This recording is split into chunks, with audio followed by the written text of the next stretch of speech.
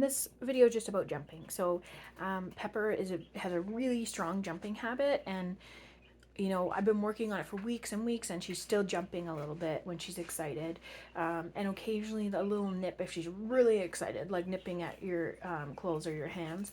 And so I just want to give you guys some really basic tips, and tell you what I'm doing. It's reduced. Her jumping isn't as frequent. She was kind of jumping all the time,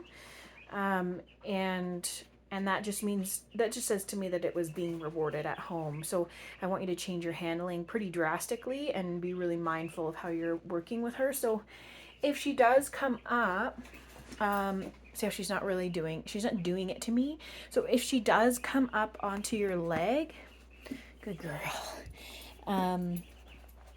I don't want you to pet her at all. So I need you to make sure that if she puts any paws on you, that like any paw touches you and those paws come off the ground, those front paws, no attention can be given to her. No treats, no praise, no nothing. She can't have any, no touching.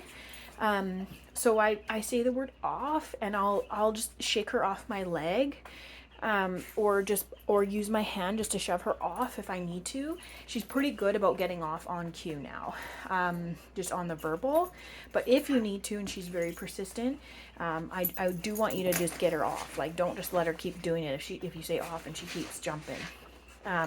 But making sure you're not rewarding it is really important. So anytime her paws come off the ground, that's a no-no. So you're going to stand your body up nice and tall, and you can ask for a sit as well. So you just want to make sure that you're not leaning towards her when she jumps. Like, we don't come closer. We always move further away. So we always stand up away from the dog when they're jumping to make sure they get off. And then when they're in their four paws on the ground like this, or they're in a sit, then you can come down and you can give your pats. Because that's rewarding for the dog, getting that attention, right? Coming down nice and close and getting that pat. So we want to make sure that we're being really careful, like not rewarding her when her paws are off the ground. Because when she first came, even if she's excited as she is right now, because I just petted her a couple times, she'd be jumping all over me. So I just want to make sure that you keep up with that so that you don't continue to get that jumping problem. Anytime she's excited and she approaches my daughter, who's 3, I called her away from that. So I don't even allow that interaction to happen, because I know she's going to be bouncy, and I don't want my daughter getting knocked over, or having a bad experience. So I will block too. I'll just step in front. So if my daughter was like over here, I would step between her and Pepper, or I'll step into Pepper like this and get her to back away, like block her, and just step around and make sure that she can't go that way. So like, let's say I wanted her to go over here, I can just step into her and block her. There she goes, right? So I'm just using my own movement and my own pressure to move her away. And you can do that if you just happen to be in the right position. Good girl, come. If you happen to be in the right position to block her from approaching your kids when she's excited, then do that, and then call her away.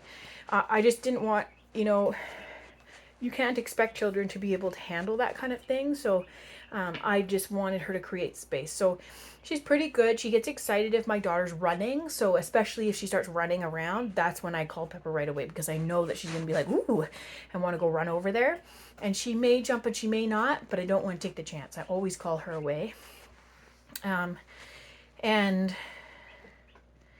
yeah, so that's mainly her jumping issue.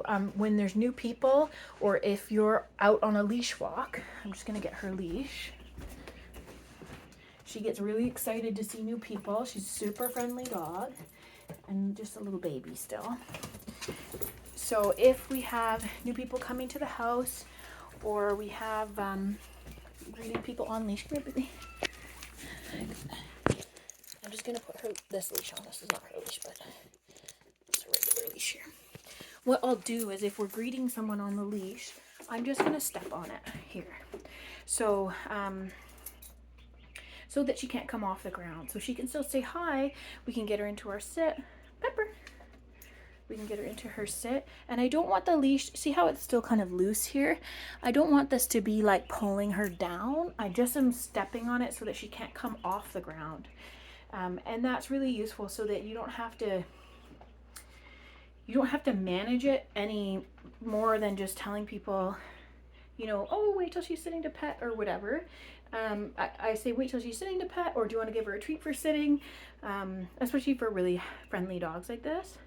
And then if she does start to bounce, you've got your little safety net here, so she's not going to be able to come off the ground. And I'll do that at the front door as well. So if you know someone's coming over, just pop a leash on her, let her drag it around the house until they get there. And then again, you can just step on it when they walk in. So that's good for when you have kids coming over to visit and that kind of stuff. You have a little bit of control. I'm not concerned about her not being friendly. I'm just concerned about her jumping, putting her paws on people.